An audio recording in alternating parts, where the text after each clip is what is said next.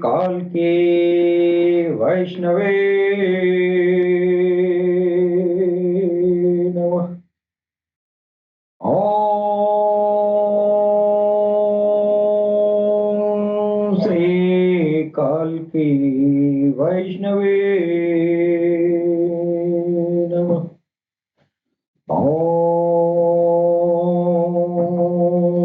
श्री काल की वैष्णवे नमः। सर्वप्रथम हम अपने भगवान सदगुरु सैयदी यूनुस अल गौहर की चरण कमलों में भगवान बुद्ध की धरती से मैं कोटि कोटि नमन करता हूँ। तत्पश्चात दुनिया में जितने भी हमारे भाई बहन जो अल्लाह टीवी के प्लेटफॉर्म से जुड़े हुए हैं, जो प्यार और मोहब्बत का पैगाम पूरी दुनिया वालों को दे रहे हैं, उन सारे भाई बहनों को मैं सर नवाकर प्रणाम करता हूँ। दोस्तों, हम अपने सुनने वाले सभी भाई बहनों से सबको मैं सर नवाकर पुनः मैं नमन करता हूँ।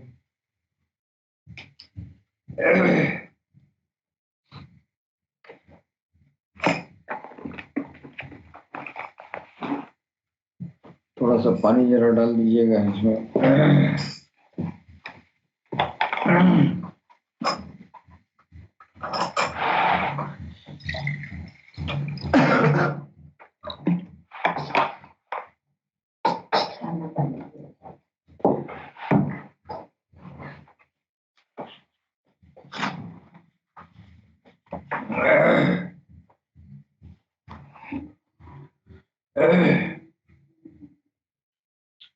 दोस्तों, ये हमारा जो अल्लाह टीवी प्लेटफॉर्म है, इस प्लेटफॉर्म के जरिए हमारे भगवान सदगुरु के द्वारा पूरी दुनिया में अध्यात्म विज्ञान का पाठ पढ़ाया जाता है। हमारे अल्लाह टीवी प्लेटफॉर्म पर सभी धर्मों को समान दर्जा दिया जाता है। हम सभी नबियों का सम्मान करते हैं, हम सभी अवतारों का सम्मान करते हैं और हर धर्म के जो पेशवा हैं उन सबको अपने सर पे रखते हैं। यहाँ राम भी है प्यारा, यहाँ कृष्ण भी है दुलारा, यहाँ ईशा भी न्यारा, यहाँ मोहम्मद भी है आंखों का तारा। हमारा ये सर्वधर्म संभाव से ओतप्रोत हमारा संदेश अल्लाह टीवी के प्लेटफॉर्म से पूरी दुनिया को दिया जा रहा है। दोस्तों, पैर की चोट कहा जाता है, हमारे देहात में एक कहानी कही जाती है कि पैर की चोट और छोटी सोच इंसान को कभी आगे बढ़ने नहीं देती है।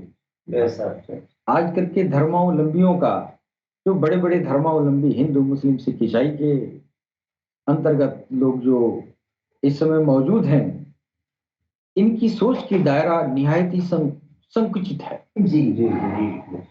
लिहाजा एक दूसरे धर्म वाले के ऊपर लोग बहुतान करते हैं, एक दूसरे के प्रति जो है नफरत करते हैं, एक दूसरे के प्रति एक दूसरे के धर्म के पेशवाओं को बुरा भला लोग कहते हैं।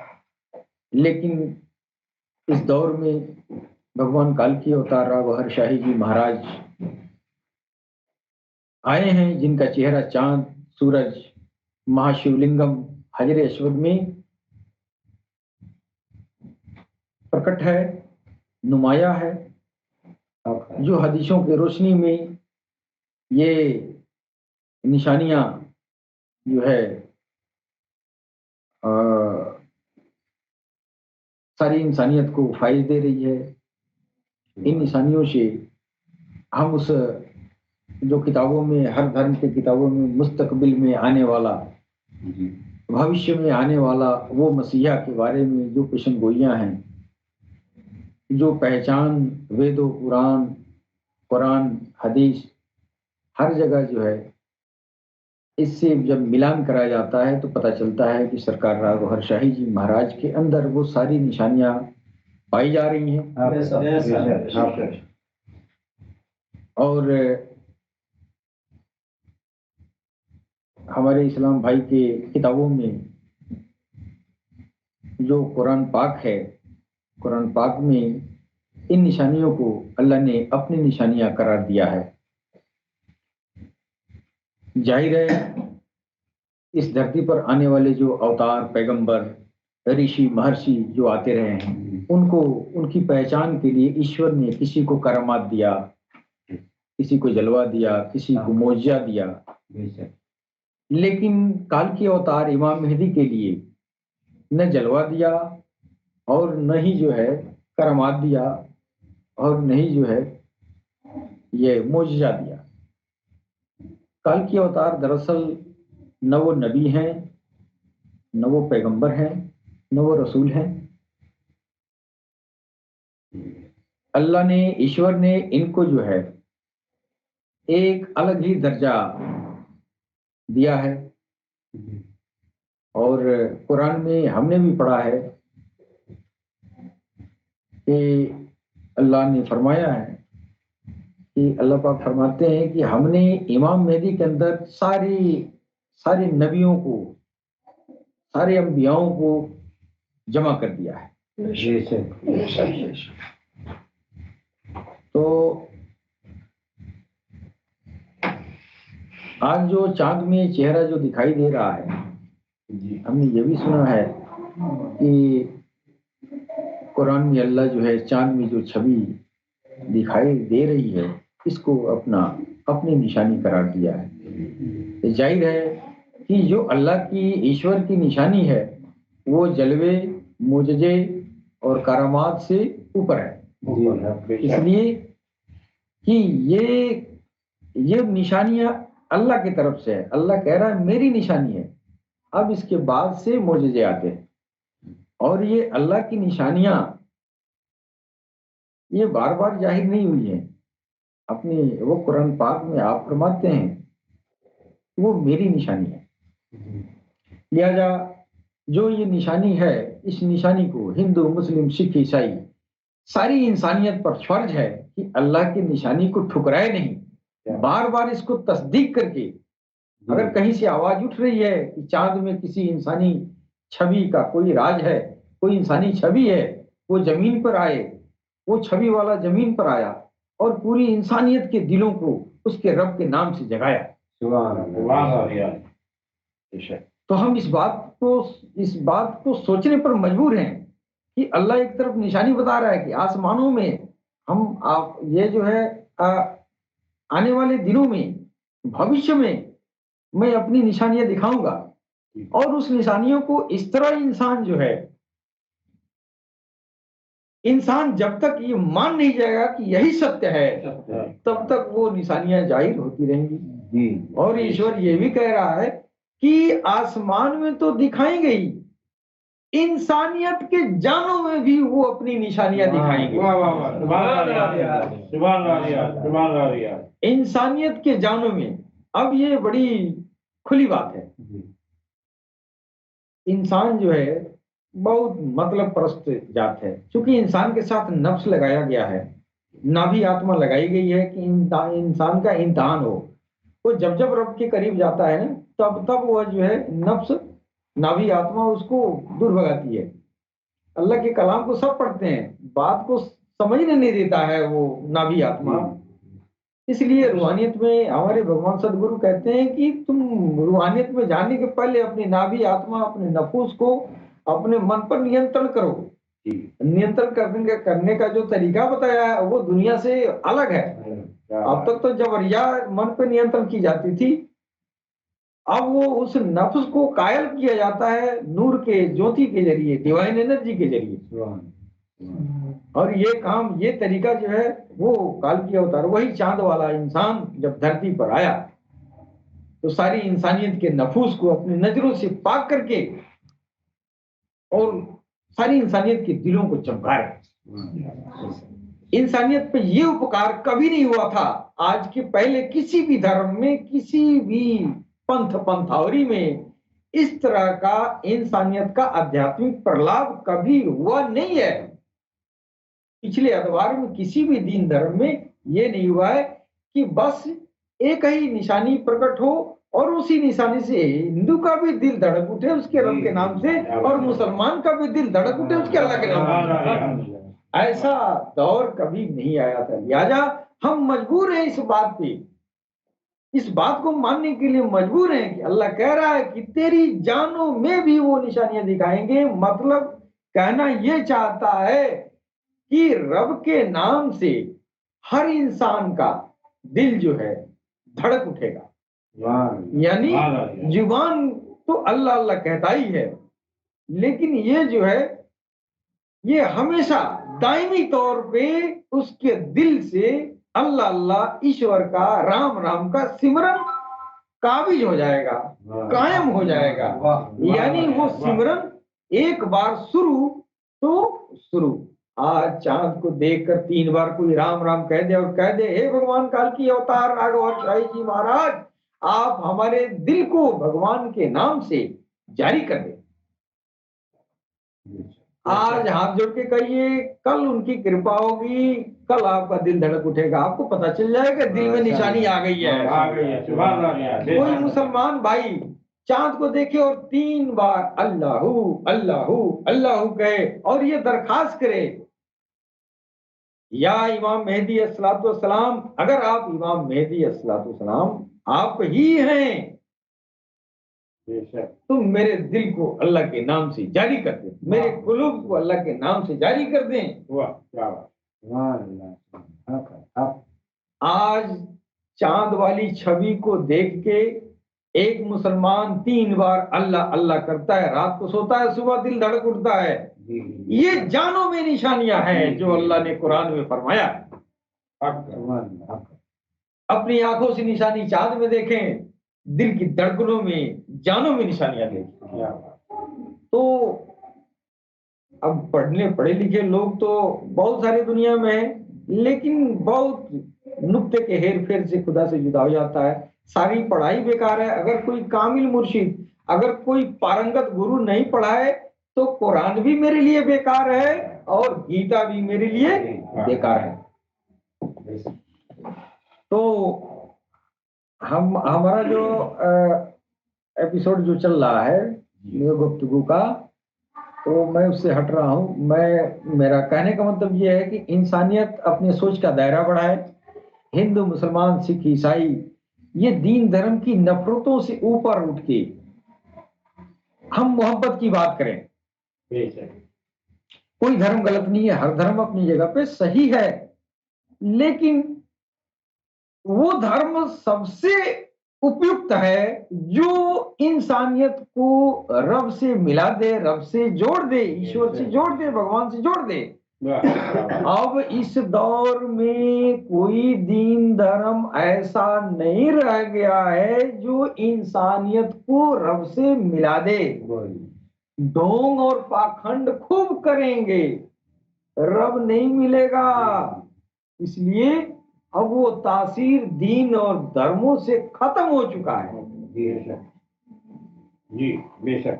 इसीलिए इस दौर को कलयुग कहा गया है कि कलयुग वो दौर होगा जो जिस दौर में इंसान का उसके रब से रिश्ता टूट चुका होगा। जब रब से रिश्ता टूट चुका होगा तो फिर जो है उसी रिश्ते के जरिए कम्युनिकेशन होता रहा ईश्वर से, अपने रब से, तो वो आपको दिल पर हिदायत देता रहा। वो कम्युनिकेशन का वो जो तरीका, वो तार है, वो तार टूट चुका है। यानी इंसानियत के दिलों से जो रब से हिदायत आती है वो सिस्टम ही खराब हो चुकी है। लिहाजा आप किसी भी दीन धर्म में जाएंगे, ये तार कोई जोड़ नहीं सकता।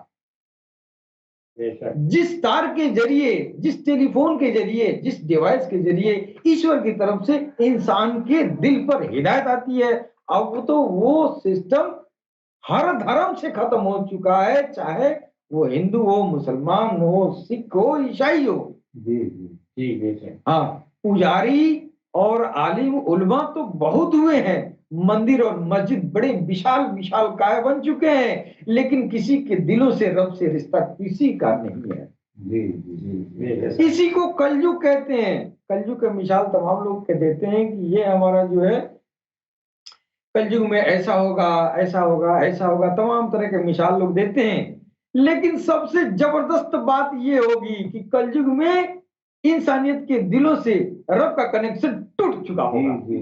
इस कनेक्शन को जोड़ने के लिए हर धर्म के लिए, हर दीन के लिए, हर मजाहिब, हर पंथ पंथावरी के लिए काल की अवतार इमाम मेहदी का आना होगा, और वो भगवान काल की अवतार राग और शाही के रूप में इस जमीन पर आपकी तशरीफ आवरी हो चुकी है, और आपका दौर एक गुजर चुका है, फिर पुनः वो वापस आने वाले हैं। तब तक अपने मानने वालों से उन पर हुक्म किया है उन्होंने, ये दिलों की चमकाने वाली जो अभियान है ये जारी रखो। जब दिल, सारी इंसानियत का दिल चमक उठेगा, फिर मैं आऊंगा। ये इमाम मेहदी काल की अवतार का वादा है, और ये होके रहना है, क्योंकि ये अवतारी जात है, जो कह दिया वो होना है। इसलिए मेरा ईमान है कि फिर वो आएंगे। काल की अवतार का जमीन पर इस किताबों की रोशनी में, वेद और कुरान की रोशनी में, वेद और कुरान की रोशनी में ये साबित है कि काल की अवतार का आना एक बार नहीं, पूरी इंसानियत को रब से जोड़ना है ना, तो एक छोटी सी महदूद उम्र लेके आएंगे। सारी इंसानियत को नहीं सींचा जा सकता है एक छोटी सी मुद्दत में। क्यों?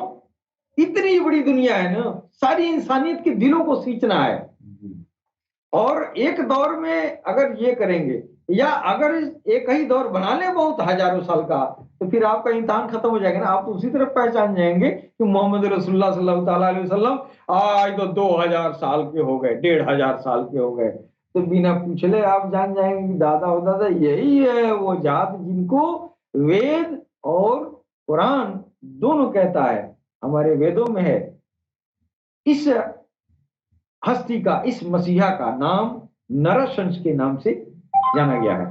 जबकि मैं पिछले द्वार में मैं पिछले एपिसोड में मैंने बताया है। तो हम जो है उस हकायक की तरफ इंसानियत को ले जाना चाहते हैं, और किताबों की रोशनी में, अपनी जुबान से बनावटी बातों के जरिए नहीं।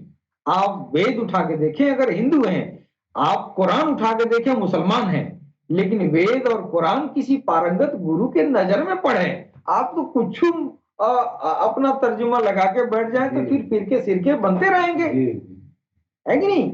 तो यही होता रहा है। कोई कामिल गुरु ऐसा नहीं कि जो आपके कुरान की बातनी तशरीह करके दिखाए। जब कुरान की बातनी तशरीह आप नहीं जानेंगे तो अपने मन से पढ़ पढ़ के फिरका बनाते रहेंगे। अब वेद हमारा जो है सनातन धर्म की सबसे ऑथेंटिक बुक, चारों वेद है हमारे सनातन धर्म में। वेदों को छोड़ के जो हमारी सबसे ऑथेंटिक, सबसे प्राचीनतम किताब है, हम उसको छोड़ के उसके बाद वाली किताबों पर ज्यादा तरजीह देते हैं, इसलिए किसी में नफरत का मामला ज्यादा फैलाया गया है। तो नफरत वाली चीजों को हम पकड़ लेते हैं, और जो मोहब्बत पैदा करने वाला जो हमारा वेद है, उस वेद को मैं तिलांजलि देकर रख दिया हूं। हमारे हिंदू सनातन धर्म में 100% लोगों में 0.000001% लोग भी वेद नहीं पढ़ते हैं। अगर इस तरह की हालत होगी तो जाहिर है कि आप हकीकत से दूर रहेंगे, और अपने मन में मैल बैठा के दूसरों से नफरत करते रहेंगे। जी, हमारे अलर्ट टीवी प्लेटफॉर्म पर वेदों की रोशनी में उस आध्यात्मिक इल्म को, हर दिन हर धर्म को, के इंसानियत को, ये जो है अपने खेवा खर्चा लगा के, अपने मेहनत से आपसे कुछ न लेना, न देना। सिर्फ ये इल्म है, ये इल्म हकीकी है, ये सत्य है। इस सच्चाई को आप जान लो। यही हमारी अल्लाह टीवी कर रही है। और आज हमारा दिल तंग नहीं है। जिनका दिल तंग है, जिनका जहन बीमार है, हमारा दूर से उनको नमस्कार है। हम प्रेमी हैं, हम हर धर्म के लोगों को एक साथ लेके सबके दिलों को रब के नाम से चमकाना चाहते हैं। तंग दिल वाले हमेशा नफरत फैलाते रहेंगे, और ये तंग दिल वाले इंसान हर कौम में है, चाहे हिंदू हो, मुसलमान हो, सिख हो, ईसाई, सब के सब जो है रब से कनेक्शन टूट गया, फिर दिल तंग हो गया, फिर वो उसके दिल में शर ही आएगा, जो शरारत ही करेगा। इसलिए कि रब से कनेक्शन टूट चुका है। इसी कनेक्शन को पुनः सरकार गौहरशाही जोड़ रहे हैं कि चांद को देखो 3 बार राम राम कहो, बस तेरा कनेक्शन जुड़ गया। अब तुमको किताब पढ़ने की बहुत जरूरत नहीं है, तुम तो वैसे भी नहीं पढ़ते हो, कभी भी नहीं पढ़ोगे, इसलिए कि तुम दुनिया लेके बैठे हो। बस चांद को देखो, अब वो दिल में उतर गया, वो भगवान का तेरा नाम दिल में उतर गया, फिर उसके जरिए जो ज्योति बनेगी, उस ज्योति के जरिए तो भगवान की देख रेख में चला जाएगा। फिर पढ़ो या न पढ़ो, तुम्हारी हिदायत ईश्वर की तरफ से आती रहेगी। अब जब हिदायत ईश्वर की तरफ से आएगी, तो जब वो वेद पढ़ेगा तो सही सही पढ़ेगा, कुरान पढ़ेगा तो सही पढ़ेगा। अब जब सही पढ़ेगा तो न फिरका होगा न फितना होगा। तो हम तो अब फिरका फितना के बारे में हम जाएंगे तो अब ये तो लंबा ये हो जाएगा, इसलिए हम उधर जाने चाहते। हमारा मुख्य पॉइंट है नराशंस, जो हमारे वेदों में नराशंस के बारे में जो बात कही गई है, वो मैं पिछले एपिसोड में मैंने जो कहा था, फिर मैं कथान के आगे वो बातें मैं शेयर करना चाहता हूं। इसके पहले कुरान की एक आयत है, मैं उसकी रोशनी में मैं बताना चाहूंगा कि ये पुनर्जन्म और दौर, दो बातें जब समझ में आ जाएंगी तो ये जो है काल की अवतार और मेहदी इमाम को पहचानना तो ये आसानी हो जाएगा। इधर कुरान में जो है लिखा हुआ है, या रसूलुल्लाह, जो अगला दौर होगा वो इस दौर से भी अफजल होगा। वो आयत है, वल आखिरती खैरुन लक मिनल ऊला। हमारे भगवान सदगुरु अक्सर इस बात को कहा करते हैं। तो ये दौर हमारे इस्लाम भाई, ये हमारे कुरान में जो है दौर कहा गया है, यानी हुजूर पाक का 2 दौर होगा। यानी एक दौर तो वो गुजर चुका 1450 साल पहले। अल्लाह कह रहा है आपका दूसरा दौर इस दौर से बेहतरीन होगा। पुनर्जन्म नहीं कहा है, आप मत कहें पुनर्जन्म, लेकिन हिंदू सनातन धर्म तो पुनर्जन्म का पैरोकार है ना। तो पुनः उनका आ जाना और पुनर्जन्म हो जाना, यानी उनका दूसरा दौर आ जाना और पुनः पैदा हो जाना, कोई ज्यादा अंतर तो नहीं है,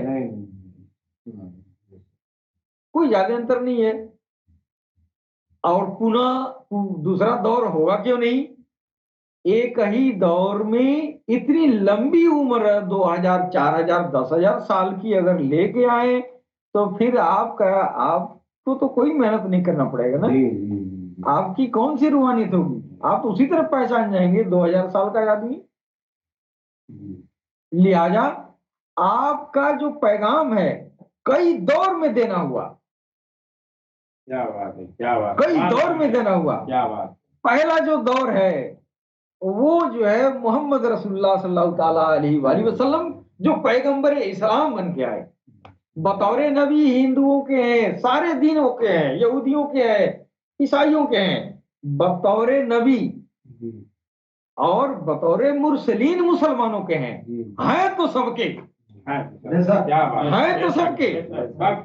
इसलिए कि हमारा वेद ऋग्वेद में आपको बड़ी इज्जत दिया गया है, उनकी पहचान लिखी गई है, और वो पहचान मैं बता रहा हूं कि कैसी साम्यता हमारे ऋग्वेद में जो बातें लिखी गई हैं वो मोहम्मद रसूलुल्लाह से कैसी साम्यता रखती हैं। मैं पिछले एपिसोड में, मैं कई एपिसोड से बताता आ रहा हूं और फिर मैं आगे भी बताऊंगा।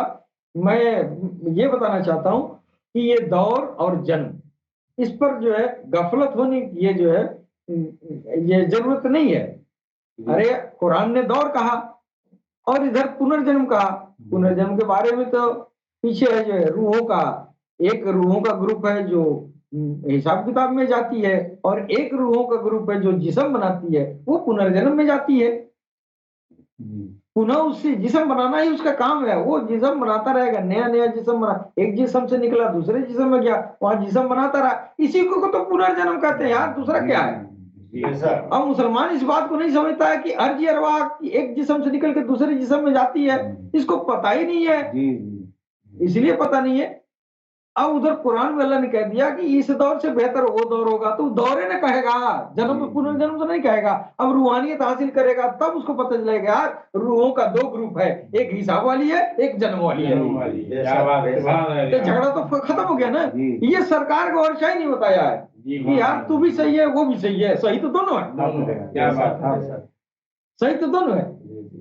तो इस हिसाब से आप मुसलमान भाई हैं तो आप पुनर्जन्म रसूलुल्लाह का मत कहिए, दूसरा दौर तो कह सकते हैं। वो दूसरा दौर सरकार गौरशाही के रूप में है। कैसे?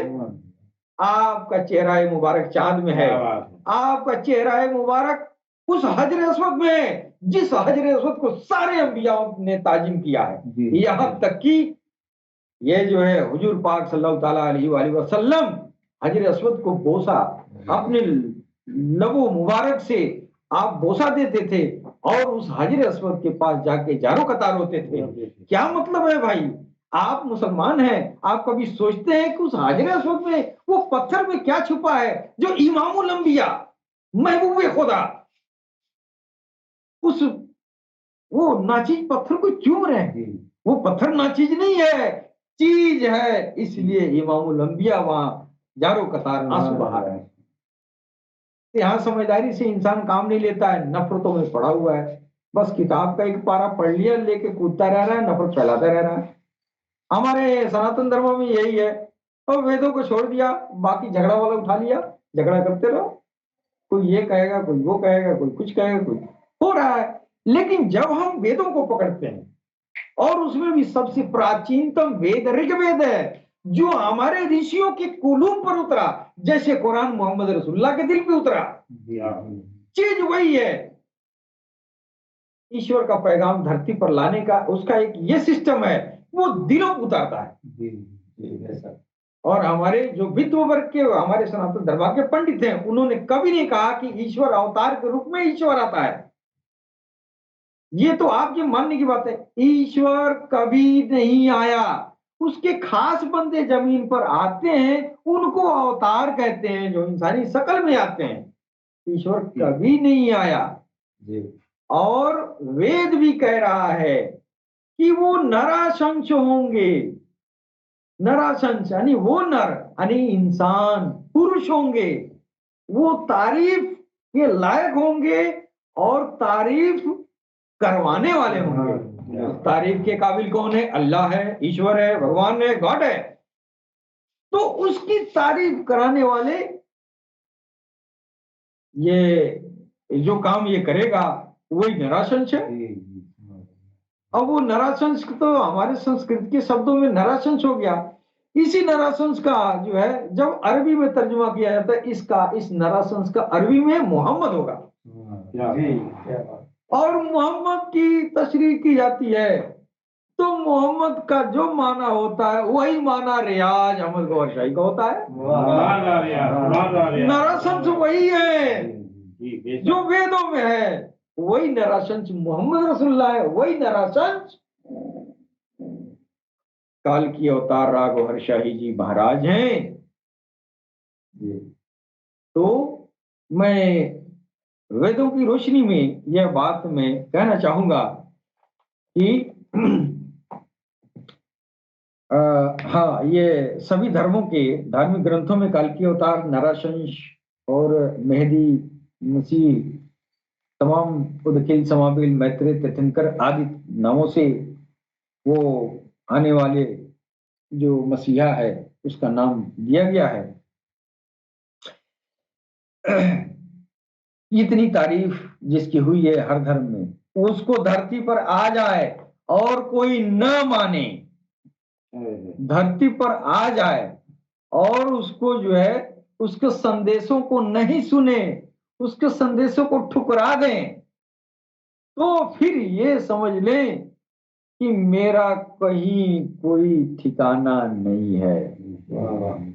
लिहाजा नफरतों को निकालें और उस अंतिम संदेष्टा को पहचान लें और उसके संदेशों को ग्रहण करें, उसके आध्यात्मिक प्रलाप को ग्रहण करें और अपने पारलौकिक जीवन का निर्माण करें। ये जिंदगी तो वैसे भी जानी है, नफरत का इतना अंबार लगा है, ये इंसान पहले से फितरत बाज रहा है, पैदा हुआ तभी से।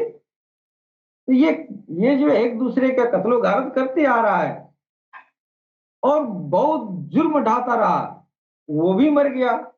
जो नहीं जुर्म ढाता वो भी मर जाता है। मरना तो सबको है, एक हक को पकड़ के मरेगा और एक नाहक को पकड़ के मरेगा, दो ही काम होता है दुनिया में।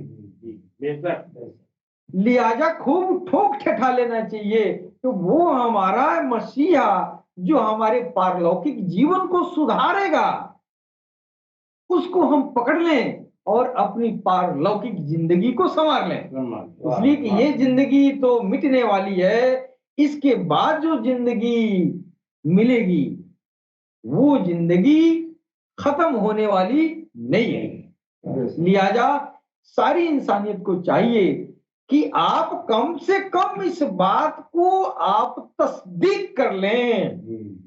कहीं हो न हो यही काल की अवतार होंगे, तब तो आपके हाथ से गागर छूट जाएगा, चाहे वो हिंदू हो मुसलमान हो। इसलिए हम सारी इंसानियत से अपील करते हैं कि काल की अवतार मेहदी इमाम उदखिल समाबील की पहचान कर लें और अपने पारलौकिक जीवन को सफल बनाएं। मैं पिछले एपिसोड में मैं मुख्य बात पे मैं आना चाहूंगा कि जो हमारे वेदों में जो नरशंस का जो जिक्र किया गया है, नरशंस की जो पहचान बताई गई है, वो जो है पैगंबर इस्लाम से किस तरह मिलता जुलता है। मैं पिछले एपिसोड में बताया था कि नामगत ये जो है साम्यता, नामों से भी सिद्ध हो जाता है कि मोहम्मद रसूलुल्लाह नरशंस है। जैसे नरशंस वह नर जो तारीफ वाला हो, तारीफ कराने वाला हो, तो मोहम्मद रसूलुल्लाह का काम ही यही था कि अल्लाह के हमदो सना में सबको लगाए, इसीलिए उनका नाम मोहम्मद भी पड़ा। तो नाम में साम्यता है, इससे सिद्ध होता है नरशंस इक्वल मोहम्मद, है कि नहीं। और मोहम्मद का दूसरा दौर रियाज। तो इसका मतलब ये हुआ कि मोहम्मद नरशंस बराबर मोहम्मद बराबर रियाज। नामों से यह सिद्ध होता है कि काल की अवतार नरशंस यही वो मसीहा हैं जिनको हमारा ऋग्वेद कह रहा है। कालगत सिद्धि, नरशंस के बारे में जो हमारे वेदों में जो समय निर्धारण किया गया कि नरशंस इस वक्त आएंगे, वो मोहम्मद रसूलुल्लाह के जन्म की तारीख है। 12 रबी अव्वल जो बताया जाता है वही तारीख, वही दिन इसमें वेदों में बताया गया है, जो मैं पिछले एपिसोड में बता चुका हूं। स्थानगत में रेगिस्तानी क्षेत्रों में आएंगे, हमारा वेद कह रहा है रेगिस्तान में कौन आया, वो मसीहा जो सारी इंसानियत को रब के प्रशंसा में लगाया, वो मोहम्मद रसूलुल्लाह है। तो स्थानगत भी सिद्धि हो चुकी कि वो नरशंस वही है। गुणगत गुणगत सिद्धियां, उनके अंदर जो गुण था, जो कवि का गुण था, ईश्वर का विशेष ज्ञान रखने वाले अध्यात्म ज्ञान का सम्राट थे, ये गुण है। वेदों में लिखा है कि अध्यात्म ज्ञान के सम्राट होंगे। अब अंतिम पैगंबर हैं तो जाहिर है कि सबसे ज्यादा इल्म लेके वही आए, तो सम्राट वही थे। लिहाजा मोहम्मद रसूलुल्लाह सल्लल्लाहु अलैहि वसल्लम ही नरशंस हैं। क्या बात है, सुभान अल्लाह। और एक और साम्यता जो हमारे वेदों में सबसे आश्चर्यजनक ऋग्वेद में दे रहे हैं हमारे ऋषि महर्षि, वो नराशंस की 12 पत्नियां होंगी। 12 पत्नियां मोहम्मद रसूलुल्लाह सल्लल्लाहु ताला अलैहि वसल्लम की थी।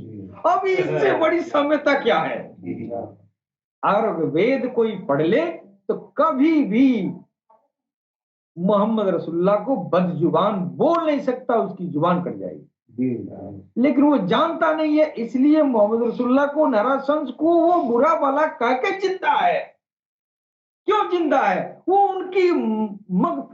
उनकी कर्म है। क्यों कर्म है? उनका जाति ऐसा है माफ करने वाला। ये लोग माफ करने वाले हैं। जिस दिन अरब वाले इनके पाए मुबारक को पत्थर से मार के लहूलुहान कर दिए और फरिश्तों ने कहा है आप इजाजत दें तो पहाड़ों के बीच दाब दें इनको, आपने कहा नहीं, जितना आज ये दे रहे हैं वो इसलिए दे रहे हैं कि वो हमको जानते नहीं है, इसलिए उनकी रहमत की वजह से मोहम्मद रसूलुल्लाह को गाली देने वाला आज वो जिंदा है, जमीन पर विचरण कर रहा है, वरना नराशंस को उंगली उठाने वाला जिंदा रहने का हकदार नहीं है। ये तो उनकी रहमत है, ये तो उनकी दयालुता है, ये तो उनकी कर्म है कि उनके ऊपर जुर्म करने वाले को भी उन्होंने माफ किया। और जब दूसरे दौर में आए तो सरकार गौरशाही के रूप में, तो आपके ऊपर भी यही हाल है कि उनके ऊपर बम फेंका गया और उसको बुला के खाना खिलाए। ये इनके दरिया दिल्ली का ये सबूत है, ये नमूना है। तो पत्नीगत साम्यता भी वेदों के हिसाब से मोहम्मद रसूलुल्लाह से मिलता जुलता है। मैं जो है आगे बताना, अथर्ववेद में नरशंस को 12 पत्नियों वाला बताया गया है। मोहम्मद साहब के भी 12 पत्नियां थी। उनकी 12 पत्नियों में पहली पत्नी का नाम हज़रत खदीजा रज़ियल्लाहु ताला अन्हा था। हज़रत खदीजा रज़ियल्लाहु ताला अन्हा खुवैलिद की पुत्री थी। मोहम्मद रसूलुल्लाह सल्लल्लाहु अलैहि वसल्लम की दूसरी पत्नी का नाम सऊद था, जो जमा की पुत्री थी। तीसरी पत्नी का नाम आयशा था, जो अबू बकर की पुत्री थी। चौथी पत्नी हफ्सा थी, जो उमर की पुत्री थी। पांचवी पत्नी का नाम जैनब था, जो खजीम की पुत्री थी। छठवीं पत्नी का नाम उम्मे सलमा था, जो अबी उमैया की पुत्री थी। सातवीं पत्नी का नाम जैनब था, जो हजश की पुत्री थी। आठवीं पत्नी का नाम जुबैरिया था, जो हारिस की पुत्री थी। नौवीं पत्नी का नाम रेहान था, जो यजीद की लड़की थी। 10वीं पत्नी का नाम उम्मे हबीबा था, जो अबी सुफियान की पुत्री थी। और 11वीं पत्नी का नाम सफिया था, जो हैबी की पुत्री थी। और 12वीं पत्नी का नाम मैमुना था, जो मोहम्मद रसूलुल्लाह सल्लल्लाहु अलैहि वसल्लम नराशंस की 12वीं पत्नी थी, जो हारिस की पुत्री थी। इस प्रकार नराशंस के विषय में जो बात कही गई है हमारे अथर्ववेद में, वो यहां भी सामान्यता रखता है। और ये पूर्ण रूपेण घटित हो रही है। किसी भी प्रसिद्ध व्यक्ति जो धार्मिक प्रवृत्ति का रहा हो, उसके 12 पत्नियां नहीं थीं। ये तो सबसे बड़ी पहचान है। अथर्ववेद कह रहा है 12 पत्नियों वाला नराशंस होगा, और किसी भी पैगंबर की 12 पत्नियां नहीं थी। नबियों की और भी संख्या में आगे हो सकती हैं, पीछे हो सकती हैं, कम हो सकता है, ज्यादा हो सकता है। 12 नहीं था। ये 12 उसकी एकदम अचूक पहचान है, अचूक पहचान है ना, इसलिए कि अथर्ववेद 12 कह रहा है। और वेद तो सबसे पुरातन किताब है ना, कुरान से पहले की किताब है। कुरान तो बहुत बाद, सबसे बाद में आया, इसकी बहुत पहले की किताब है ना, सबसे एंशिएंट, सबसे प्राचीनतम किताब है, जिसमें मोहम्मद रसूलुल्लाह की वो साम्यता बता रहा है। हम लोग इतने संकुचित मानसिकता के हैं कि हम लोग नफरत की सौदा करते रहते हैं, हकीकत की तरफ नहीं जाते हैं। और अन्य बातों में भी साम्यता है। अथर्ववेद में अन्योक्ति अलंकार के माध्यम से नरसंस के विषय में जो बातें कही गई हैं, जिनकी तुलना मोहम्मद रसूलुल्लाह से दी जा रही है, नरसंस के लिए 10,000 गो ईश्वर द्वारा प्रदान किए जाने का उल्लेख है। हमारे ये जो है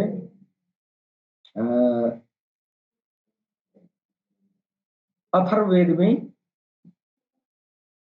लिखा है कि जो नरसंस होंगे उनको जो है 10,000 गो, 10,000 गो। अब यहाँ पे गो को हम गौ पढ़ते हैं, गौ से बिगाड़ते बिगाड़ते गाय पढ़ते हैं। तो जब तसव्वुर मेरा बिगड़ेगा, समझ बिगड़ेगा, तो लीक से आप हट जाएंगे, है कि नहीं। गो का मतलब क्या होता है? गो का मतलब गाय नहीं। नराशंस को 10,000 गो मिलेगा, गाय नहीं मिलेगा।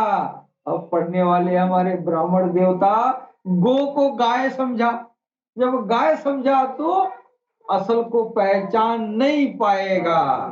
वेद का एक अक्षर अगर आप जो है सही नहीं समझे तो फिर अर्थ का अनर्थ हो जाएगा।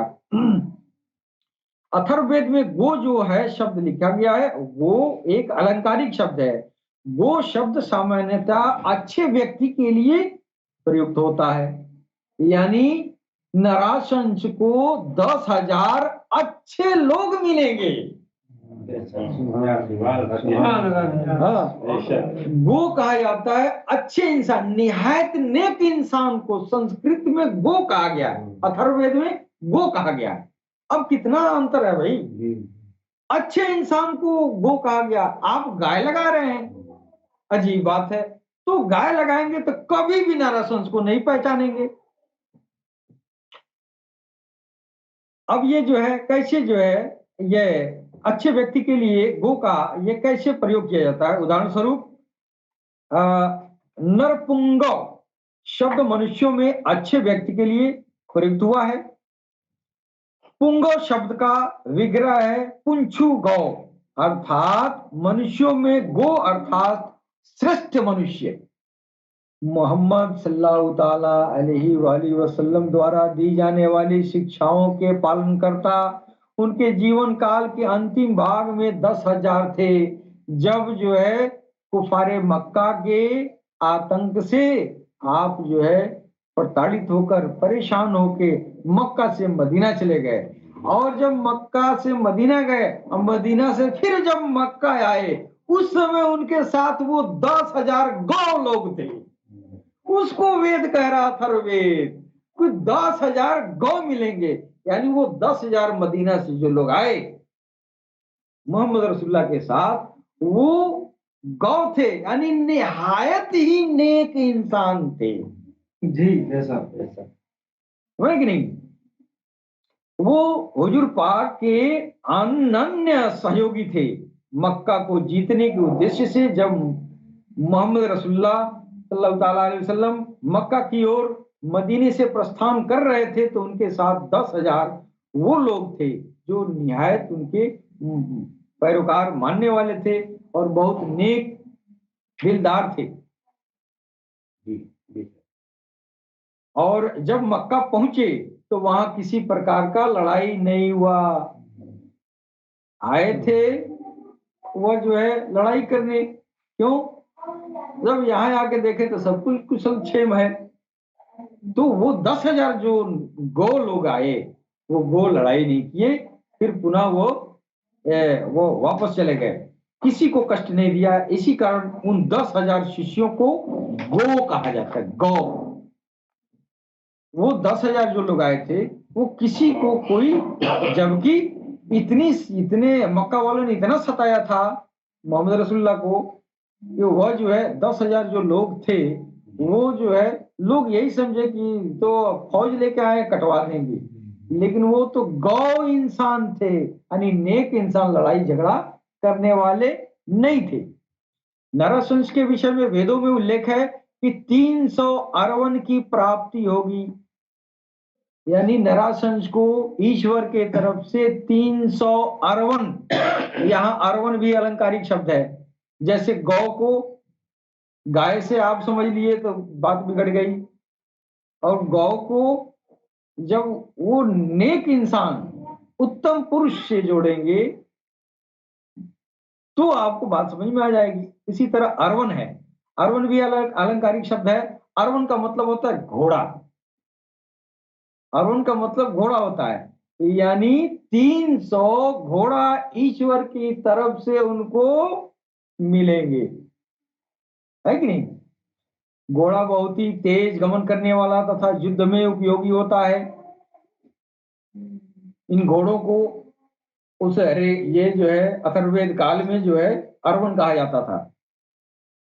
300 अरवन का तात्पर्य, इसका मतलब यह है कि 300 से अधिक और 400 से कम के बीच में उनकी संख्या होना। जिस प्रकार सप्तशती शब्द संस्कृत में आता है, सप्तशती का मतलब होता है ऐसे ग्रंथ जिसमें 700 या उससे अधिक श्लोक हो, उससे अधिक परंतु 800 से कम पद्यों का संग्रह हो। उसी प्रकार 300 अरवन का अर्थ हुआ 300 या उससे अधिक परंतु 400 से कम में अरवन का होना सुनिश्चित। अब ये हमारा अथर्ववेद कह रहा है कि ईश्वर के तरफ से नराशंस को 300 अरवन मिलेगा। 300 से का मतलब इजेक्ट 300 नहीं, तकरीबन 300, यानी 300 से 350 या 400 के बीच में, है कि नहीं। तो वो घोड़े मिलेंगे। अब वो घोड़ा कैसे हम साम्यता कर रहे हैं विरूपाक्ष से। 300 अरवन का अर्थ 300 या उससे अधिक परंतु 400 से कम में अरवन का होना सुनिश्चित हुआ। अरवन शब्द वीर योद्धाओं के लिए यहाँ प्रयुक्त हुआ है। अरवन शब्द जो है वीर, जो लड़ाकू लोग हैं, जो योद्धा हैं। वेद जो है अरवन का सीधा अर्थ घोड़े से नहीं है, अरवन का मतलब तो घोड़ा होता है, क्या बात है कि नहीं। लेकिन अरवन का मतलब वो लड़ाकू, वो घोड़े की तरह ताकतवर, जो युद्ध में काम आता है, वो है एक जाबाज सिपाही। वो उनकी संख्या 3 से 400 होगी। जब हुजूर पाक का युद्ध मक्का वालों से जब बदर की जब लड़ाई हुई थी तो वही 300 अरवन उनके साथ थे। 300 घोड़े नहीं, 300 और 400 के बीच में 313 लोग थे। 313 जो लड़ाकू, जो योद्धा थे उनके साथ, उनको अरवन से वेदों में तुलना किया गया है। तो आपका साम्यता हुजूर पाक से, पैगंबर इस्लाम से, वेदों से मिल रहा है। बड़े भाई हम नहीं कह रहे, वेद कह रहा है। वेद कह रहा है ना, अथर्ववेद कह रहा है। अगर आपकी जहन जो है तंग है तो आप गाली देना है दे लीजिए, कोई मना थोड़ी करता है। लेकिन हकीकत ये है, इंसान ये दुनिया को स्वर्ग बनाना है तो हक को पकड़ना होगा। अगर दुनिया को नरक बनाना है तो फिर अपनी अपनी डबली बजा करिए। अब देखिए अथर्ववेद में नराशंस के लिए 10 शक प्रदान किए जाने का उल्लेख है एक जगह। अब एक तो अरवन हो गया, गौ हो गया, ईश्वर की तरफ से 10,000 गौ मिलेगा। 300 से 400 के बीच बता रहा है अथर्ववेद, तो 313 तो सिपाही थे ही, है कि नहीं। अथर्ववेद में एक शक शब्द भी आया है। शक यानी नराशंस के लिए ईश्वर की तरफ से 10 शक प्रदान किए जाएंगे ईश्वर की तरफ से। ये 10 मालाएं भी अन्योक्ति के माध्यम से 10 ऐसे प्रिय व्यक्तियों की ओर संकेत करती है। अब ये 10 शक का मतलब ये आपका जो है वो गले का हार, गले का हार का मतलब ये होता है कि इससे यहाँ तुलना किया गया है कि सबसे प्रिय जो चीज होता है वो गले से लिपटा रहेगा ना। नहीं, वो 10 शक दिए जाएंगे। तो 10 शक का मतलब 10 मोती है। हाँ, तो वो 10 लोग जो है, क्या हम आगे बता रहे हैं, देखिए, तो जो नराशंस के गले के हार के समान हो, नराशंस उन्हें बहुत चाहते हो, उनको शक कहा गया है। ऐसे इंसान जिसको नराशंस अपने गले के हार की तरह उसको अपने साथ लिए रहे हो, वो कौन थे? सहाबा थे। वो 10 सहाबा थे जो हुजूर पाक पैगंबर इस्लाम के वो इर्द गिर्द वो लिपटे रहते थे, यहां तक कि तीरों की बौछार अपने सीने पर रोकते। ये वेद हमारा उनको शक कह रहा है। मोहम्मद साहब के भी 10 ऐसे व्यक्ति थे जो उन पर अपने प्राणों को भी समर्पित करने में तुले थे। मोहम्मद साहब के चारों ओर वे 10 व्यक्ति सदैव रहते थे, इसीलिए वे मोहम्मद के गले के हार के मुताबिक थे। उन 10 व्यक्तियों के नाम हमारे मुस्लिम भाई तो जानते हैं, सनातन धर्म के हमारे भाई लोग नहीं जानते हैं, इसलिए इसीलिए आज मैं नाम को रखना पसंद करूंगा। और वो नराशंस के प्यारे न्यारे थे, तो उनका भी नाम लेने से हो सकता है नराशंस की कृपा मेरी तरफ भी हो जाए, इसलिए उनके गले के हार जो थे, उनके सबसे प्रिय जो थे, उनका नाम लेना भी मेरा फर्ज है। इसलिए आज मैं नाम लेना चाहता हूँ। हजरत अबू बकर रज़ियल्लाहु ताला अन्हु, हज़रत उमर रज़ियल्लाहु ताला अन्हु, हज़रत उस्मान गनी रज़ियल्लाहु ताला अन्हु, हज़रत अली रज़ियल्लाहु ताला अन्हु, हज़रत जुबैर रज़ियल्लाहु ताला अन्हु, हज़रत अबू इसहाक रज़ियल्लाहु ताला अन्हु, हज़रत अबुल आवर रज़ियल्लाहु ताला अन्हु, हज़रत अबू मोहम्मद अब्दुल रहमान रज़ियल्लाहु ताला अन्हु, हज़रत उबैद रज़ियल्लाहु ताला अन्हु। यानी अल्लाह ईश्वर उनसे राजी था। भाषाई अंतर की वजह से नफरत पाले हैं, इसलिए इन हीरे मोती जो उनके गले में लिपटे थे, इनका नाम लेने से बख्शिश हो जाएगा। मोहम्मद की बात तो दूर है, उनके जो गले में लिपटे थे वो उनसे रब राजी था, उनसे ईश्वर राजी था। हम उनके भी पकड़ ले तो भी मेरी नैया पार हो जाएगी। अब ये जो है अबू बकर के बारे में, हज़रत अबू बकर रज़ियल्लाहु अन्हु के बारे में बताऊंगा कि ये अबू कहाफा के पुत्र थे और मोहम्मद सल्लल्लाहु अलैहि वसल्लम के पहले खलीफा थे। उमर, हज़रत उमर रज़ियल्लाहु अन्हु ये द्वितीय खलीफा के रूप में हमारे समक्ष उमर का नाम आता है, जो खत्ताब के पुत्र थे। उमर बिन खत्ताब कहा जाता है। हज़रत उस्मान गनी रज़ियल्लाहु अन्हु, अफ़ान के पुत्र उस्मान तीसरे खलीफा थे। हज़रत अली रज़ियल्लाहु अन्हु ये अबी तालिब के पुत्र थे और चौथे खलीफा थे, इस्लाम के चौथे खलीफा थे। हज़रत तलहा युद्ध में सबसे वीर थे।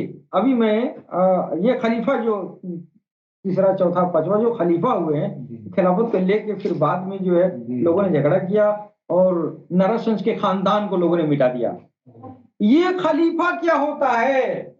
ये खलीफा का मतलब तो उस दौर में भी नहीं समझे सब। खलीफा का मतलब राज करने वाले से मुराद लोगों ने लिया, लेकिन खलीफा ईश्वर की नजर में खलीफा का मतलब राज करना नहीं। खलीफा का मतलब ईश्वर का प्रतिनिधि बनना, प्रतिनिधित्व करना, यानी रिप्रेजेंटेटिव ऑफ गॉड। ईश्वर का आप प्रतिनिधि हो। अब ईश्वर का प्रतिनिधि अगर उस जमाने में जान जाते कि प्रतिनिधित्व कैसा होगा ईश्वर का, तो अगर यजीद कब्बू जो है खलीफा बनने के लिए तैयार नहीं होता। इसलिए खलीफा का जो ऐदो पैमा था, जो उसका मानक था, तो वो बहुत ही मुश्किल काम था, वो सबके बस की बात नहीं थी। वो ये कम से कम यजीद तो कर ही नहीं पाता। तो खलीफा का अर्थ आज के मुसलमान भी वही लगाते हैं, राज करने वाला। खलीफा का मतलब यजीद भी लगाया, बस बादशाही है। खलीफा का मतलब ये नहीं है। खलीफा का मतलब है उस बारी ताला का प्रतिनिधित्व करना। जैसे हमारे भगवान सदगुरु सैयदी यूनुस अल गौहर भगवान कालकी अवतार राव हरशाही जी महाराज का प्रतिनिधित्व कर रहे हैं। तो प्रतिनिधि अल्लाह का, ईश्वर का प्रतिनिधि बनना इतना आसान चीज नहीं है। वो तो यदि यजीद तो कभी नहीं कर सकता। और ये जो है सातवें थे, ये छठवें, इन ये हजरत जुबैर रज़ियल्लाहु अन्हु, इनके पिता का नाम अव्वाम था। ये भी बड़े, बहुत बड़े योद्धा थे। अबू इसहाक रज़ियल्लाहु ताला अन्हु थे, इनके पिता का नाम अबी वक्कास था। ये भी बहुत वीर थे। अबू लावर, अबू मोहम्मद अब्दुल रहमान, इनके पिता का नाम औफ था। अबू उवैद थे, इनके पिता का नाम अब्दुल्ला था। उपयुक्त 10 व्यक्ति सभी युद्धों में मोहम्मद मुस्तफा सल्लल्लाहु अलैहि वसल्लम की सहायता करते थे। और विरोधियों के जो प्रहार होती थी, उस जो दुश्मन नरसंस के ऊपर जो तीर तर्कस चलाते थे, ये दायरा बना के घेर लेते थे, नरसंस को खिरोच तक न आए। तो ये गले का हार है, ये जो है ये गले का हार है। और इनको जो है हमारे ये जो है इनको क्या कहा गया है? असरम असरा, असरम असरा। ये 10 शक हैं। अब संस्कृत में शक कहा गया है और अरबी में असरम अशरा कहा गया है, अशरम अशरा। ये सही कह रहे हैं। यानी जो नरसंस के ऊपर जान कुर्बान करने वाले। अथर्ववेद में नरसंस के लिए 100 निष्क ईश्वर द्वारा प्रदान किए जाने का उल्लेख है। अब 100 निष्क क्या है? ये भी मोहम्मद रसूलुल्लाह पर साम्यता रखता है। 100 निष्क क्या है? जो ईश्वर के द्वारा उनको प्रदान किए जाएंगे, दिए जाएंगे। निष्क स्वर्ण मुद्राओं को कहा जाता है। सोने का जो सिक्के होते हैं, उनको संस्कृत के भाषा में उनको निष्क कहा जाता है। स्वर्ण मुद्राएं या निष्क शब्द उन श्रेष्ठ व्यक्तियों के लिए प्रयुक्त हुआ है जो रत्नवत महत्वशाली हों। अब आप जो है, जो बहुत ही कीमती चीज होता है, लोग अपने बेटा बेटी को सोना क्यों कहते हैं? सोना रत्न है ना। सोना, हीरा, मोती क्यों कहते हैं? अब माताएं अपने बच्चों को हीरा मोती क्यों कहती हैं? इसलिए कि उसके लिए रतन के मुताबिक है, हो ना कि नहीं? वो जो है निष्क के समान है। तो यहाँ जो है 100 निष्क, जो 100 सोने के सिक्के दिए जाने का सीधा अर्थ जो है सोने का सिक्का नहीं है, बल्कि यह है कि जिस तरह स्वर्ण मुद्राओं की कीमत होती है, उसी तरह उनके जो 100 लोग ऐसे होंगे जो सोने के सिक्कों की तरह महत्वपूर्ण होंगे। वो श्रेष्ठ लोग होंगे, उनके साथी। उन लोगों के लिए यह निष्क शब्द प्रयुक्त हुआ है, जो रत्नवत महत्वाकांक्षी लोग होंगे, महत्वशाली होंगे। ईश्वरीय धर्म के प्रचारकों को एवं मूल धर्म के सुरक्षकों को भी निष्क शब्द से व्यवहारित किया जाता है। और वो सहाबा जो थे, निष्क, एक निष्क सोने के सिक्कों को कहा जाता है, और एक निष्क जो है ईश्वर के पैगामात को पहुंचाने वालों को भी निष्क कहा जाता है। और इस समय सरकार गौहरशाही कल्कि अवतार मेहदी इमाम के जो प्रचारक हैं, वो भी वेदों की रोशनी में उनको निष्क कहा जाएगा। वो सोने के सिक्कों की तरह है, इसलिए कि जो बात जो बता रहे हैं, ये गड़ी हुई बात जिसको तोप ढाप के बराबर कर दिया गया है। उन हीरे मोती को इंसानियत के मगफिरत के लिए वो जमीन से खोद खोद के निकाल रहे हैं, वो हीरे मोती। लिहाजा वो हीरे मोती से कम थोड़ी है। इसी तरह मोहम्मद रसूलुल्लाह के जो वो 100 जो है हीरे मोती सोने के ये रत्नों की तरह थे, वो 100 सहाबा थे, जो पूरी दुनिया में ये जो है ये मोहब्बत का पैगाम लोगों ने दिया। यानी रसूलुल्लाह का जो पैगाम था इंसानियत के लिए, वो तबलीग थी, वो ईश्वर की तरफ से पैगाम जो आया था लोगों तक पहुंचाने का काम करते थे। और वो इसीलिए सोने के सिक्के की तरह उनका जो है उनके लिए प्रयुक्त हुआ है, सोने का सिक्का कहा गया है।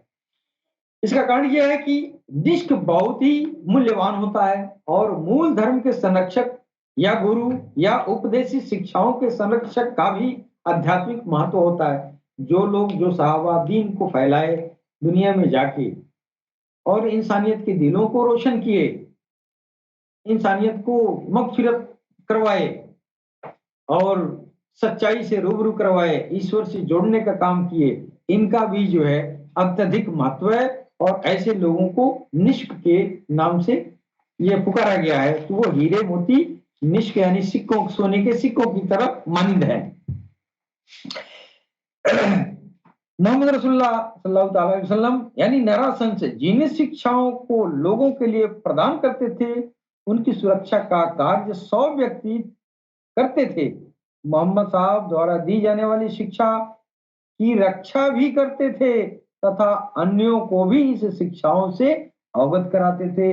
इसी को जो है आज की भाषा में लोग तबलीग कहते हैं। तो अब तो तबलीग जो हो रहा है वो मोहम्मद रसूलुल्लाह के इल्म का तबलीग नहीं हो रहा है, वो अपने हाथ से हदीसें गड़गड़ के और कुरान के तर्जुमे उलाट उलाट के तबलीग की जा रही है। वो निष्क लोग नहीं है। आज के तबलीग करने वाले लोग निष्क नहीं कहे जाएंगे, वो हीरे मोती नहीं कहे जाएंगे, वो महत्वाकांक्षी नहीं है, वो महत्व के लोग नहीं है जो मुसलमान इस दुनिया में नफरत फैलाते हैं।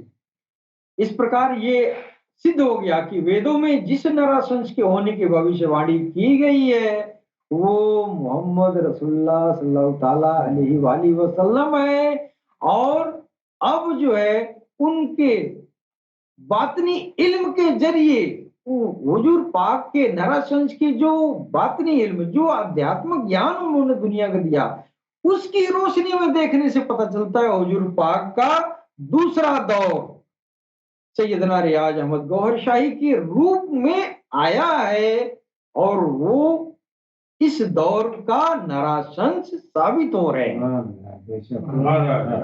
लिहाजा काल की अवतार और नराशंस इस समय इस दौर में सिर्फ और सिर्फ सैयदना रियाज अहमद गौहर शाही काल की अवतार मेदी इमाम उदकिल तीर्थंकर समाबिल मैत्रे इज्द शरोश जिनको कहा गया है भिन्न भिन्न दीन धर्मों में, वो सरकार गौहर शाही की महाराज हैं जो नराशंस यानी मोहम्मद रसूलुल्लाह का दूसरे दौर का आना है।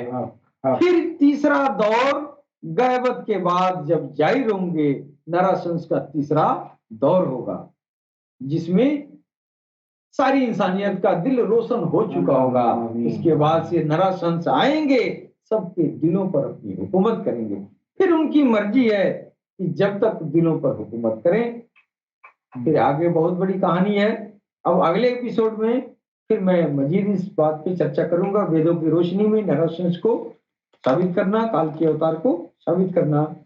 तो मैं ये अपने अलर्ट टीवी प्लेटफॉर्म से दुनिया को मैं संदेश देना चाहता हूँ कि अपने अकल का दायरा बढ़ाया जाए, अपने बुद्धि को जो है बढ़ाया जाए और इंसानियत में मेल मोहब्बत का पैगाम दिया जाए। हम सब मिलकर इस धरती को स्वर्ग बना सकते हैं। इसके साथ ही हम अपनी वाणी पर विराम देते हैं और आखिरी में मैं अपने सुनने वाले सभी भाई बहनों को नमस्ते, सलाम, सत श्री अकाल, गौर शाही, मरहबा।